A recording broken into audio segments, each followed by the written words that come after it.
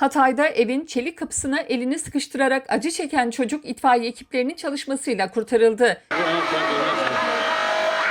Çocuğun acı çekerek korku dolu ağlaması ise anneyi gözyaşları içerisinde bıraktı. Abi çocuğun parmakları oynuyor. Bekle. Çocuğun acı çekerek korku dolu ağlaması ise anneyi gözyaşları içerisinde bıraktı. Antakya ilçesi Zülüflühan mahallesinde çocuk evin çelik kapısına parmağını sıkıştırdı.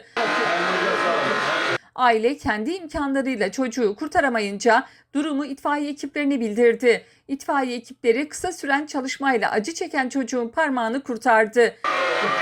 Ver bakalım, elini ver bakalım. Kurtarma esnasında korkan çocuğun gözyaşı parmağının sıkıştığı yerden kurtarılmasıyla son buldu. Çocuğu acı içerisinde gözyaşı döken annenin ağlaması ise kameraya yansıdı. Dur, çıkar.